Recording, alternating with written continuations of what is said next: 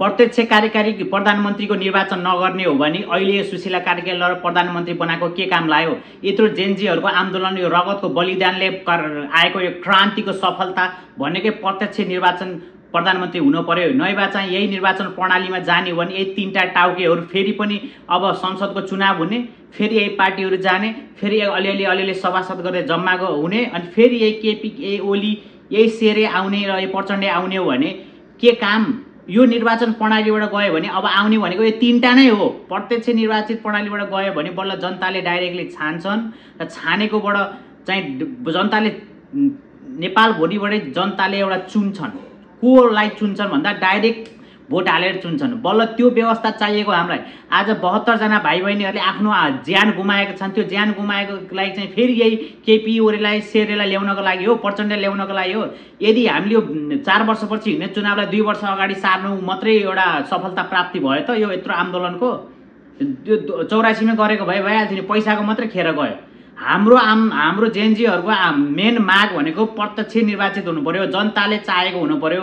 यो 2 जना टाउकेहरूले छानेर वास्तवमा चाहिँ अनि माथि हामीले जनताले केपीलाई नरुचाउँदै प्रचण्डलाई नरुचाउँदै शेरेलाई पनि जनताले छानेको होइन के। शेरेलाई चाहिँ आफ्ना सभासदहरूले छानेको। जम्मा 30,000 भोट, 2 करोड मान्छेमा 30,000 भोट ल्याएर नेपालको प्रधानमन्त्री हुन पाइन्छ? प्रत्यक्ष 2 करोड मान्छेले चाहिँ छान्न पर्यो, त्यो बल्ल हुन्छ। सुशीला कार्कीजीलाई हाम्रो यो चेतावनी छ हैन, उहाँले सबभन्दा छिटो सचाउन पर्ने हुन्छ। उहाँले यदि सक्नुहुन्न भने आफ्नो पदबाट राजीनामा दिएर गए हुन्छ। सुशीला कार्कीले म सक्दिनँ यो पुरा गर्न भने त्यो कुर्सीमा टाँसिएर बसिरहन पनि उहाँलाई कुनै पनि जेनजीको आन्दोलनको रगतले चाहिँ दिन उहाँले सक्नुहुन्न भने राजीनामा दिएर जानुहोस्। हैन भने सुशीला कार्कीले चाहिँ यो काम चाहिँ संविधान संशोधन गरेर राष्ट्रपति समक्ष चाहिँ अध्यादेश पठाउने र अध्यादेशमा चाहिँ राष्ट्रपतिले चाहिँ लागू गरेर र प्रत्यक्ष निर्वाचित राष्ट्रपतिको प्रणाली लागू भयो भने अहिलेको जेनजीहरूको भाइहरूको माग सम्बोधन हुन्छ र सबै मान्छे जेनजी भाइहरूको निर्वाचनमा सहभागी हुन्छन्। नयाँ फेरि दसैँ तिहार छठपछि ठुलो आन्दोलन हुन्छ। नेपालमा प्रत्यक्ष निर्वाचित राष्ट्रपति नभएसम्म नेपालीहरू र जेनजीहरू अब झुक्नेवाला छैनन्। त्यही भएर बेलैमाथि अहिलेको सरकारले यो हाम्रो नेपालीहरूको भावनालाई बुझेर यो मागलाई अहिले नै सम्बोधन गर्यो भने यो सरकार धेरै बेरसम्म टिक्छ, 6 महिनासम्म टिक्छ र निर्वाचन गराउन सक्छ।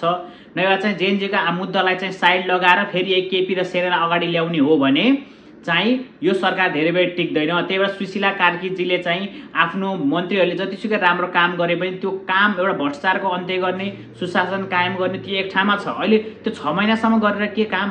फेरि 6 महिनापछि यही टाउकेहरू आउँछन् अनि फेरि उस्तै भ्रष्टाचार, फेरि उस्तै बेथिति, उस्तै चाहिँ अन्याय हुन्छ मान्छेलाई। जबसम्म प्रत्यक्ष कार्यकारी व्यवस्था गरिँदैन तबसम्म चाहिँ अहिले भएको यो बेथिति, विसङ्गति, भ्रष्टाचारको अन्त्य हुँदैन। त्यही भएर चाहिँ अब दसैँपछि धेरै मान्छेले आन्दोलन गर्ने भनिरहेका छन्। त्यो मध्ये जेनजीहरूको पनि आन्दोलन हुन्छ। अहिले एउटा सामान्य जेनजीको सामान्य माग मुद्दालाई चाहिँ सरकारले सम्बोधन नगर्दाखेरि यति ठुलो क्षति भयो भनेपछि भोलि यो प्रत्यक्ष कार्यकारीलाई पनि सम्बोधन सरकारले गर्न सकेन भने योभन्दा ठुलो क्षति सरकारले बिहोर्नु पर्ने हुनसक्छ। सुशीला कार्कीले त्यही भएर आफ्नो यो सुशीला कार्की भनेको जेनजी भाइ बहिनीहरूको चाहिँ सपोर्टमा बनेको सरकार हो। जेनजी भाइ बहिनीहरूले नै एउटा क्रान्ति गरेर आएको सरकारले चाहिँ जेनजी भाइ बहिनीहरूकै कुरा सुनेन भने त्यो सरकार हुनुको, जेनजीहरूको सरकार हुनुको के मतलब भयो? त्यो भनेको त उही केपीको, उही शेरबहादुरको सरकार जस्तो भएन र सुशीला कार्कीज्यू, प्रधानमन्त्रीज्यू तपाईले यो कुरा कहिले बुझ्नुहुन्छ? तपाईले यो कुरा बुझ्नै पर्छ। ढिलो चाँडो बुझ्नु भएन भने नेपालमा निर्वाचन पनि सम्भव छैन र निर्वाचन नभयो भने देश अस्तव्यस्त र सिभिल वारतिर जान सक्छ। त्यही भएर चाहिँ अब हाम्रो मुख्य मुद्दालाई सम्बोधन गर्ने बेला आएको छ।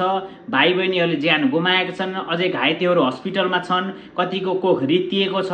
त्यही भएर यसलाई सम्बोधन गर्नुहुन्छ भन्ने कुरा हामीले आशा गरेका छौँ। धन्यवाद। प्लिज सब्सक्राइब गर्नु होला है।